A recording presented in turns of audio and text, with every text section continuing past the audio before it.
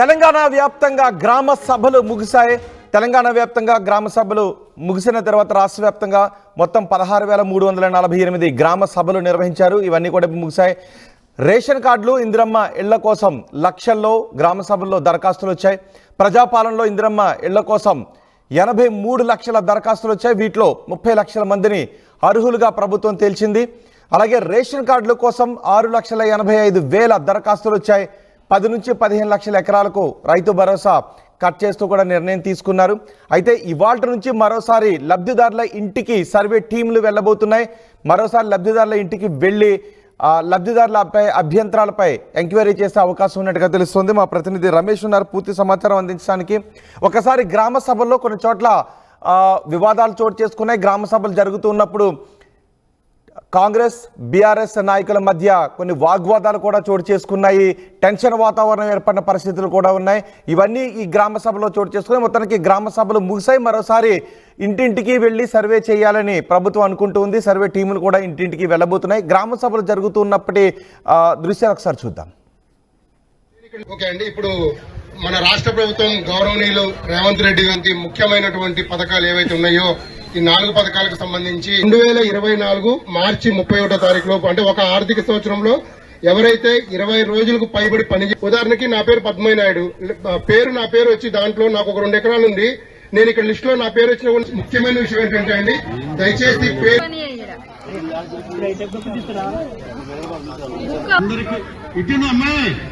ఇది ప్రశాంతంగా జరుపుకోవాలి.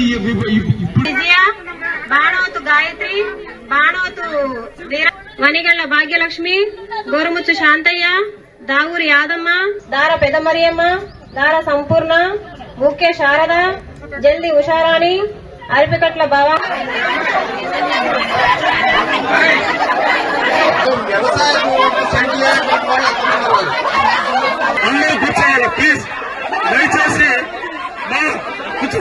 ఆ పేర్లన్నీ కూడా ఇంకా 50 అయినా, 100 కానీ, 100 కానీ. ఓకే అండి, ఇప్పుడు గ్రామ సభలు ముగిశాయి. ఈ నెల 21వ తారీఖు నుంచి గ్రామ సభల కార్యక్రమం కొనసాగింది. 4 రోజుల పాటు భారీ ఎత్తున గ్రామ సభలు నిర్వహించారు. అన్ని చోట్ల కూడా దరఖాస్తుదారులు పెద్ద ఎత్తున తరలి వచ్చారు. కొన్ని చోట్ల బీఆర్ఎస్ నాయకులు కూడా రావడంతో కొన్ని చోట్ల ఉద్రిక్త పరిస్థితులు కూడా ఏర్పడ్డాయి. సో ఇప్పుడు మరోసారి సర్వే టీంలు ఇంటింటికి వెళ్ళబోతున్నట్టుగా తెలుస్తోంది. సర్వే టీంలు ఇంటింటికి వెళ్ళి మరోసారి సర్వే కూడా చేయబోతున్నారు. మా ప్రతినిధి రమేష్ ఉన్నారు పూర్తి సమాచారం అందించడానికి. రమేష్, గ్రామ సభలు ముగిసాయి. గ్రామ సభలో కూడా పెద్ద ఎత్తున ప్రజలు తమ అభిప్రాయాలను తెలియజేశారు. సో ఇప్పటి నుంచి మరోసారి సర్వే జరగబోతున్నట్టుగా తెలుస్తోంది. సో ఈ గ్రామ సభలో వచ్చిన దరఖాస్తులను ఏ విధంగా పరిశీలించబోతున్నారు? మరోసారి సర్వే ఏ విధంగా ఉండబోతుంది? రైట్, 4 రోజుల పాటు మాత్రం గ్రామ సభలు అయితే పూర్తి కావడం జరిగింది. గ్రామ సభలలో కూడా ఎక్కువ సంఖ్యలో కూడా గతంలో ప్రజాపాలనలో దరఖాస్తులు చేసుకున్నప్పటికీ కూడా మళ్ళీ చాలా వరకు లబ్ధిదారులకు పేర్లు రానప్పటికీ కూడా ప్రజాపాలనలో దరఖాస్తు చేసుకోవచ్చు అని అధికారులు చెప్పడంతో ఈ 4 రోజుల పాటు కూడా పెద్ద సంఖ్యలో కూడా దరఖాస్తులు చేసుకున్నటువంటి పరిస్థితి అయితే కనిపించని చెప్పవచ్చు. 4 పథకాలు ఏదైతే ఉందో ఇందిరమ్మ ఇళ్లు, రేషన్ కార్డులు, రైతు భరోసా, ఇందిరమ్మ ఆత్మీయ భరోసా, ఈ 4 పథకాలకు సంబంధించి కూడా వరుసగా గ్రామ సభలు నిర్వహించడం జరిగింది. రాష్ట్ర వ్యాప్తంగా మొత్తం 16,348 గ్రామ సభలు కూడా నిర్వహించడం జరిగింది. వీటిలో ఎక్కువ సంఖ్యలో ఆ ఇందిరమ్మ ఇళ్ల కోసం దరఖాస్తులు రావడం జరిగింది. 83 లక్షల దరఖాస్తులు కూడా కేవలం ఇందిరమ్మ ఇళ్ల కోసమే దరఖాస్తు చేసుకోవడం జరిగింది. వీటిలో ఒక 30 లక్షల మందిని కూడా అర్హులుగా తేల్చినటువంటి పరిస్థితి కనిపించింది. ఆ తర్వాత రేషన్ కార్డుల కోసం చూసినట్లయితే రేషన్ కార్డుల కోసం 6,85,000 దరఖాస్తులు కూడా రావడం జరిగింది.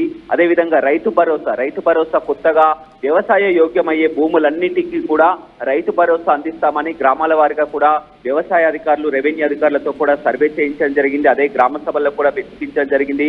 మొత్తం మీద గతంతో పోల్చుకుంటే గతంతో ఆ గుట్టలు రియల్ ఎస్టేట్ భూములకు కూడా ఇవ్వడం జరిగింది. అలాంటిది ఇప్పుడు 10-15 లక్షల ఎకరాల వరకు కూడా రైతు భరోసా కట్ చేయడం జరిగింది. అయితే నిన్న మొన్నటి వరకు ఈ 4 రోజుల పాటు గ్రామ సభలలో ఎవరైతే ఆ లబ్ధిదారులు వచ్చారో ఆ లబ్ధిదారుల ఇంటింటికి వెళ్ళి కూడా ఈ రోజు నుంచి కూడా సర్వే చేయనున్నారని చెప్పవచ్చు. ఆ లబ్ధిదారుల ఇంటికి వెళ్ళి వీళ్ళది వచ్చింది మరొకసారి కూడా సర్వే కొనసాగుతుంది. ఎవరైనా మళ్ళీ ఫిర్యాదులు వస్తాయా, ఇది అన్ని విధాల అర్హత ఉందా లేదా అని కూడా సర్వే చేయనున్న అంశం కనిపిస్తుంది. అదేవిధంగా ఈ 4 రోజుల పాటు చేసినటువంటి సర్వే ఆధారంగా కూడా ఇవాళ సీఎం రేవంత్ రెడ్డి మంత్రులతో కలిసి కూడా ఆ సమావేశం నిర్వహించినారు. ఎందుకంటే రేపటి నుంచే కార్యక్రమాన్ని ప్రారంభించాలని చూస్తున్నారు. కాబట్టి ఇది రాష్ట్ర వ్యాప్తంగా ప్రారంభించాలా లేకపోతే జిల్లాల వారీగా ప్రారంభించాలా, ఏ విధంగా ప్రారంభించాలి? అయితే వీటిలో కూడా ఒక స్పష్టత రాలేదు. ఈ 4 అంశాల పరిధిలో కేవలం ఒక రైతు భరోసా, ఇందిరమ్మ ఆత్మీయ భరోసాకు సంబంధించి క్లారిటీ వచ్చింది. కానీ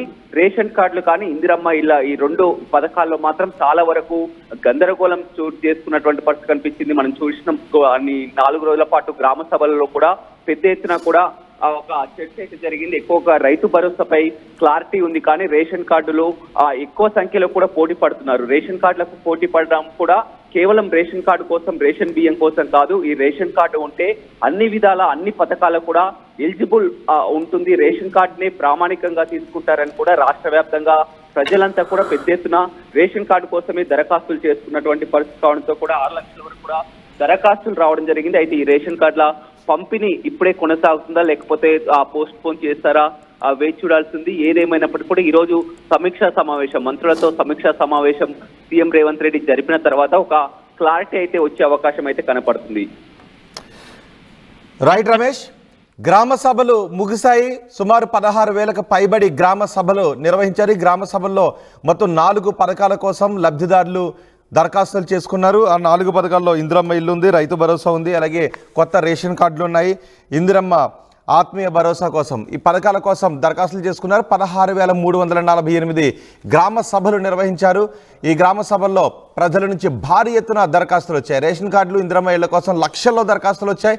ఎందుకంటే రేషన్ కార్డులు ఇంతవరకు కూడా జారీ చేయలేదు. ప్రతి సంక్షేమ పథకానికి రేషన్ కార్డులతోనే ముడిపడి ఉండటంతో ఎక్కువ మంది రేషన్ కార్డుల కోసం దరఖాస్తులు చేసుకున్నారు. మరోసారి అభ్యర్థులను గుర్తించడానికి, ఈ సంక్షేమ పథకాలు అందించడానికి సరైన అభ్యర్థులను గుర్తించడానికి మరోసారి ఇంటింటి సర్వే చేసే అవకాశం ఉన్నట్టుగా తెలుస్తుంది. నిజానికి రేపటి నుంచే ఈ పథకాల అమలుకు అంకురార్పణ జరగబోతోంది. సో ఈ నేపథ్యంలో నిన్నటితో గ్రామ సభలు ముగిశాయి. ఈరోజు మరోసారి ఈ సర్వే టీంలు ఇంటింటికి వెళ్లే అవకాశం ఉన్నట్టుగా తెలుస్తోంది. Enriching the learning experience with the leaders and resources of the world. KLH Global Business School.